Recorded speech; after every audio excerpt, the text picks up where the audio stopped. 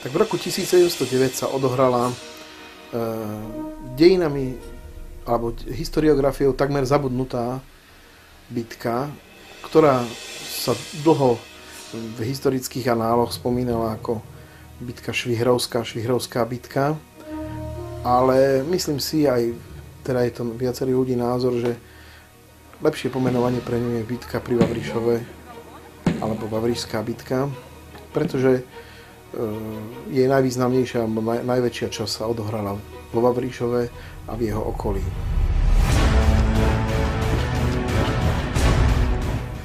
Bitka podľa prameňov aj podľa literatúry začala v skorých ranných hodinách, teda dňa 4. augusta 1709, keď na opevnených cisárskych vojakov v tých šiancoch, ktoré boli postavené už v máji, zaútočili kurudské vojska z dvoch smerov. Jeden boj pod vedením hlavného teda veliteľa celej operácie Michala Čákyho išiel od Hranovnice a utávoril sa v Hybiach. A druhý sa pomaly presúval od Telgártu cez dolinu Boce a mal prísť mal niekde vysť pri Liptovskej Porúbke. Kurudský plán bol vynikajúci, dokonca z korešpondencie sa dá vyčítať, že to bol prapôvodne plán samotného Františka Rákociho, čo je veľmi zaujímavé. Celá táto akcia, začiatok tejto akcie sa vydaril v podstate. Michal Čáky prišiel od toho východu, zaútočil. Okamžite ako veliteľ cisárskych jednotiek Anton Tolec zistil, že Kuruci zaútočili na ich pozície, tak sám osobne na čele jazdy sa vybral do Dovalova a išiel brániť pozície. Aj sa mu to úspešne bránilo a ten prvý nápor kuruckých povstalcov vlastne bol zažehnaný.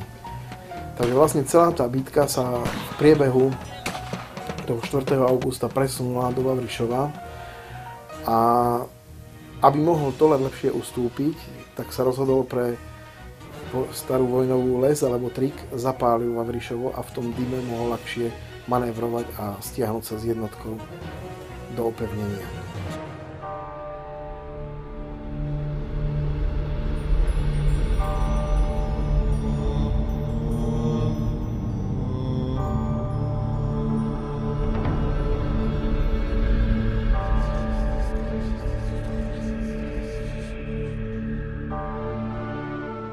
Nakoniec sa ten ústup podaril a v priebehu 5. a 6. augusta celá bitka pokračovala tým, že cisársky vojaci boli opevnení v tom Šianci a ostreľovali obklúčujúce jednotky Rákocievcov. A naopak Rákocievské oddiely delostrelectvo pod vedením Jeana de la Riviera, francúzskeho dôstojníka, sa rozmiestnilo nad Vavrišovom a ostreľovalo z vrchu Šianec. Bolo to relatívne dosť efektné ostreľovanie Šianca a aj celkové rozostavenie diel Jeanom de la Rivierom bolo uznané ako veľmi vhodné. Tu sa zas ukázala neschopnosť, chaotickosť Michala Čákyho ako veliteľa celej operácie tejto bitky na strane Kurucov, ktorý dal diela stiahnuť ku Belej nižšie. Tým pádom ten výhľad sa stratil a tá efektivita sa znížila tých nástrelov. Všetko svedčilo tomu, že Kuruci vyhrajú, lebo Anton Tolec už by sa nebol dlhšie dokázal brániť v tom opevnení. Jednak horúci august spôsoboval problémy s mŕtvolami zvierat, s mŕtvolami ľudí, nedostatok potravy, problematické ošetrovanie ranených a tak ďalej. Samotný Tolec bol ranený do sánky, takisto určite nebolo celkom príjemné veliť s takýmto postihom. Nakoniec sa Michal Čáky zlakol ďalších prichádzajúcich správ, že nejakých 2000 vojakov pochoduje smerom od Ružomberka, čo zase celkom nebola pravda, a 9. augusta vydal príkaz na ústup.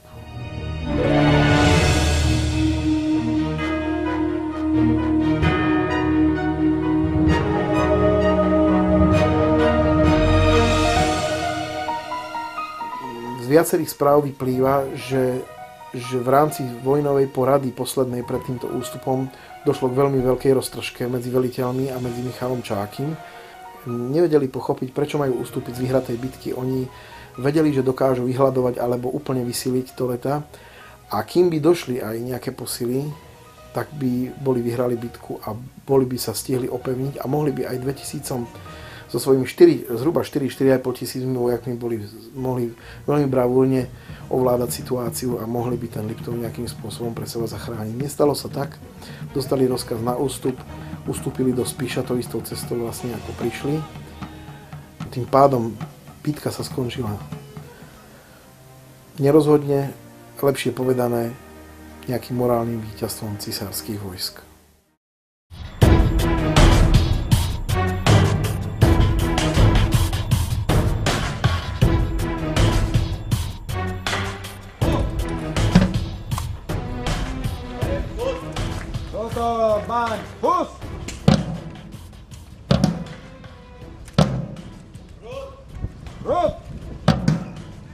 Rok ubehol ako voda a naša dedina opäť ožíva nevídaným ruchom.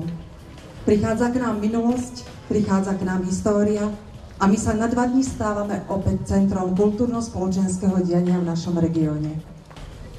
Pred 301 rokmi sa v týchto miestach ovzduším niesol pach pušného prachu, krvi a smrti.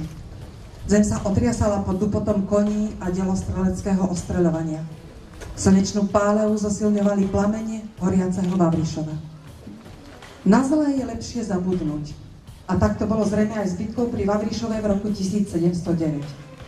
Hoci ešte donedávna boli voľným okom viditeľné zákopy a šiance, pri hlbšej orbe sa zo zeme vynárali rôzne kovové úlomky a predmety a z belej bola vylovená delová guľa, v mysliach ľudí sa spomienka na bitku stratila. Ostala nám povesť o Švihrovej, legenda o Jánošikovi, Piťova melódia v fantázii o Fatamorgáne. Pravdou však je, že naša obec Vavrišovo a okolité obce Horného Liptova boli začiatkom 18. storočia súčasťou celoeurópskeho historického diania. Hoci je 300 rokov dlhý čas, nemáme morálne právo na tieto udalosti zabúdať.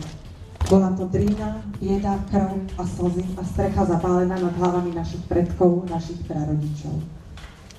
Mali sme byť na nich hrdí, že dokázali doslova z popola znovu vybudovať našu obec. Mali by sme si pripomínať ich nesmierne obete a každodenné hrdinstva.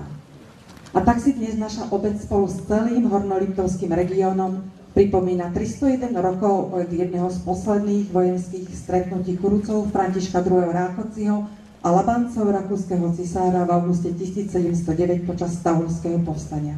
Je veľkou cťou privítať vás na 2. ročníku rekonštrukcie bitky pri Vavrišove z roku 1709, ktorý je súčasťou projektu s názvom Oživenie historických udalostí a tradícií v obci Vavrišovo a Valašská Bystrica, ktorý je spolufinancovaný Európskou úniou z prostriedkov Európskeho fondu regionálneho rozvoja v rámci programu cezhraničnej spolupráce Slovenská republika, Česká republika 2007 až 2013 a štátneho rozpočtu Slovenskej republiky. Na pamiatku všetkých tých, ktorí na jednej alebo druhej strane položili svoje životy, stojí v našej obci monument. Jeho autorom je Jan Kondáč, pochádzajúci z Vavrišova.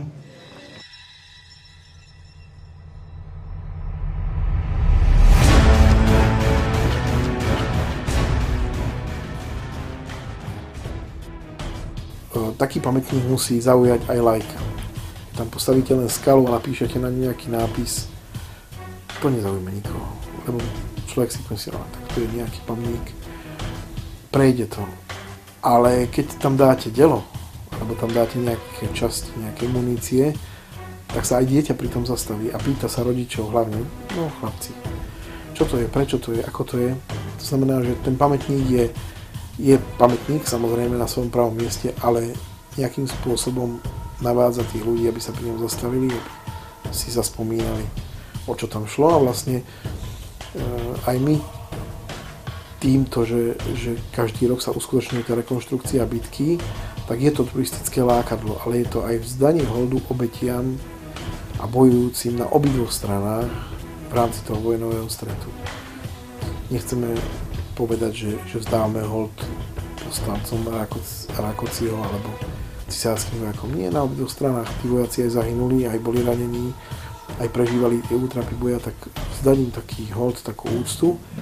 No a v rámci dnešnej doby, alebo v rámci módy dnešnej doby sa svojsky zabaviť, to znamená pozrieť si rekonštrukciu jednej veľmi zaujímavej a dosť aj hlboko v minulosti zakorenenej udalosti. To je jednej zaujímavej bitky v dejinách Liptova.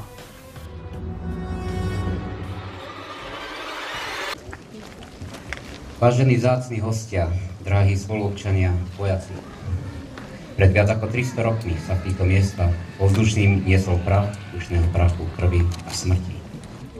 Boj za oslobodenia spod poddanstva, za náboženskú slobodu, ale aj naplnenie mocenských ambícií, hrdinstvo i zbabelosť, vznešené ideály, pramenené na krutý boj, zbedačenie obyvateľstva.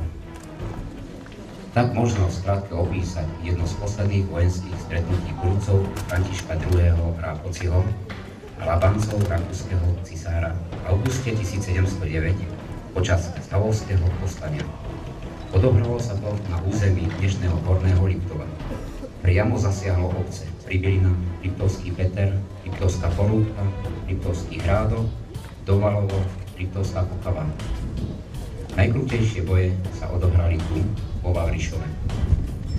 Kulúci zaútočili na Labancov ukrytých v Šiancoch s mnohonásobnou presilou, ale svoj útok nedotiahli do víťazného konca. Po niekoľkých dňoch takmer nevysvetliteľne utiahli späť na Spiš.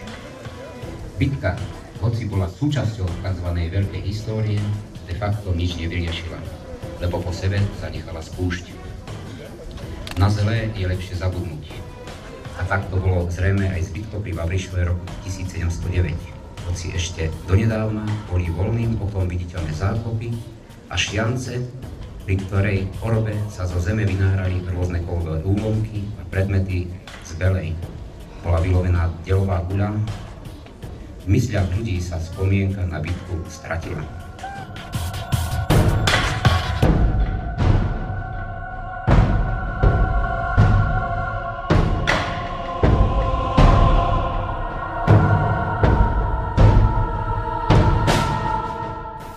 Na mnohých miestach okolí Vavrišova, za Vavrišovom aj na iných miestach, kde stáli pôvodne tie opevnenia šiancové, dodnes vidieť ich pozostatky. Nie sú nejak príliš viditeľné, ale hlavne v tých jarných mesiacoch, keď je ten porast chudobnejší, tak dajú sa rozpoznať opevnenia, celý ten systém vlastne kadiaľ viedol a po lepšom prieskume by sme vedeli absolútne aj s dobovými mapami zrekonštruovať, kadiaľ viedlo to opevnenie.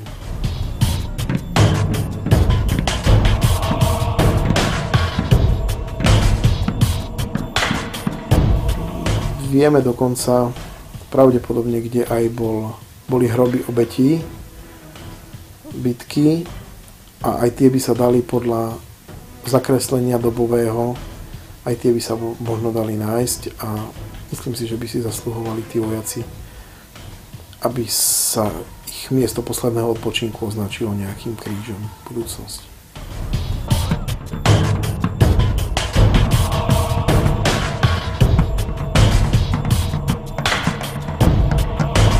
Kuruci je označenie dobové aj súčasné historické pre členov tábora povstalcov Františka Rákociho II. To znamená, to sú rákociovskí vojaci Kuruci.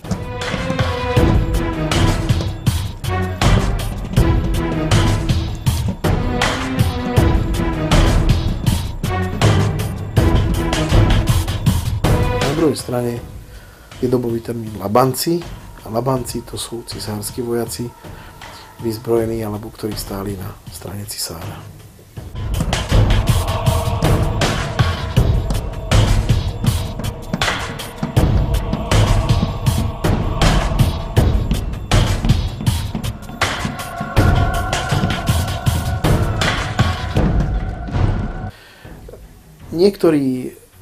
Niektorí historici v minulosti vyjadrili názor, alebo niektorí ľudia vyjadrili názor, že v bitke pri Vavrišove bojoval aj neskorší legendárny ľudový hrdina Juraj Jánošík. Je pravda, že bojoval v Rákociovskom vojsku, ale v lete roku 1709 akurát bol zajatý na Byčianskom zámku, to znamená, že nemohol byť pri Vavrišove a tým pádom nemôžeme jeho osobu spájať s týmto vojnovým stretom.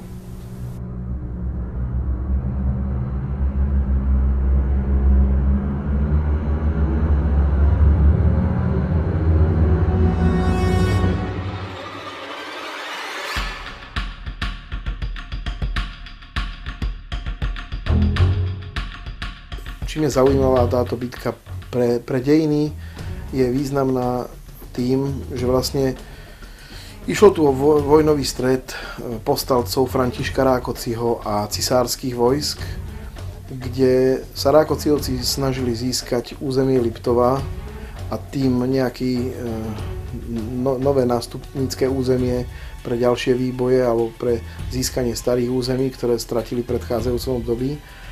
A zo strany cisárskych bolo veľmi dôležité ubrániť Liptov kvôli ďalším postupom Rákociovských alebo Rákocieho povstalcov.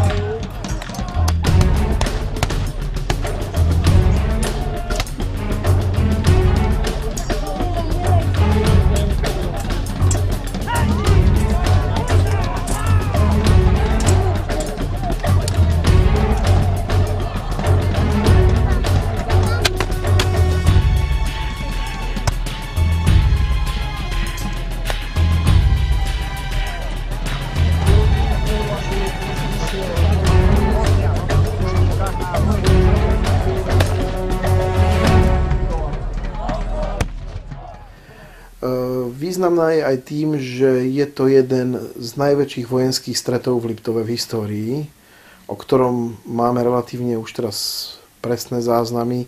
Vieme asi, koľko vojakov bojovalo na obidvoch stranách. V celom tom vojnovom strete bolo okolo 8 až 9 tisíc vojakov, takže je to dosť veľká vojenská sila, si myslím.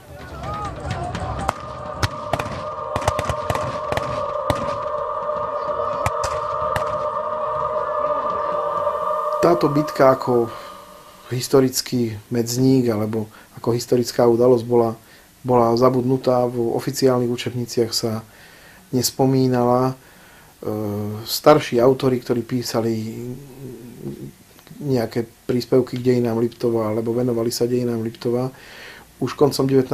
storočia sa zmieňujú o tejto bitke. Vyšli aj prvé také kratšie štúdie. Posledná taká väčšia vyšla z pera Houdeka, ktorý sa venoval dejinám Ružomberka.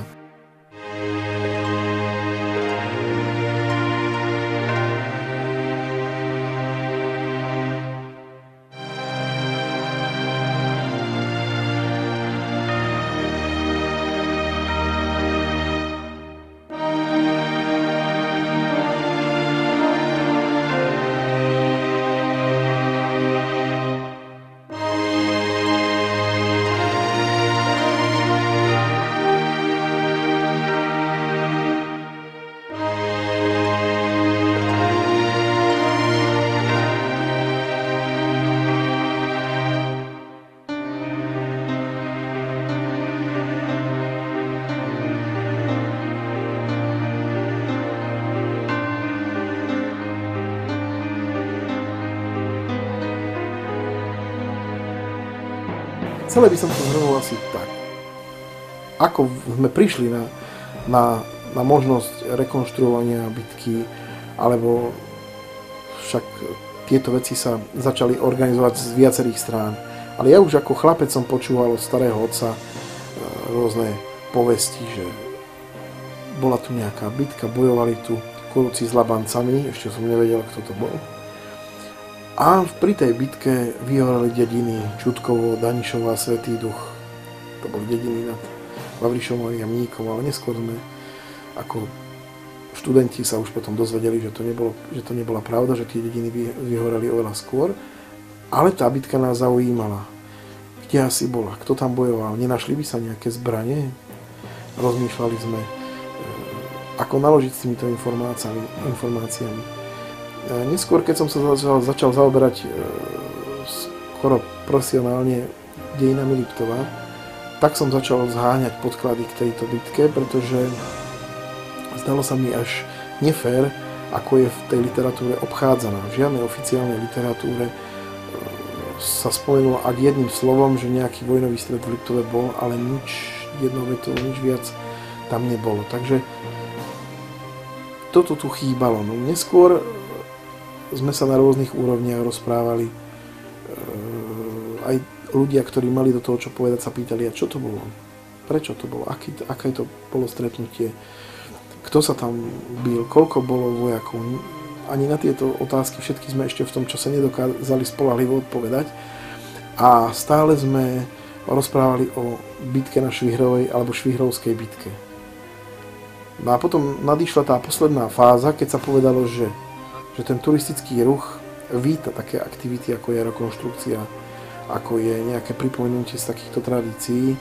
S vlastnou iniciatívou vyšli ľudia, ktorí sa začali zhromažďovať v tom hornolitovskom kuruckom regimente neskoršom, fungovať. No a tohto roku sme absolvovali druhý ročník.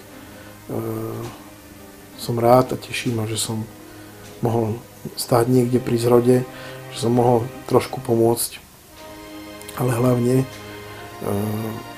hlboko sa skláňam pred tými ľuďmi, ktorí usporadúvali prvý aj druhý ročník a ktorí to robili naozaj nezištne, bez nároku na honorár, pre vlastné uspokojenie, ale aj pre uspokojenie tých turistov a viac menej možno ani nevedeli, čo dali pre budúce generácie obyvateľom Vavríšova, že táto akcia, ak si nájde svoje miesto v každom alebo pravidelnom letnom nejakom programe akcií, tak priláka tých turistov a bude to, Vavríšovo sa stane známe týmto, čo je pre turistický ruch veľká devíza, si myslím.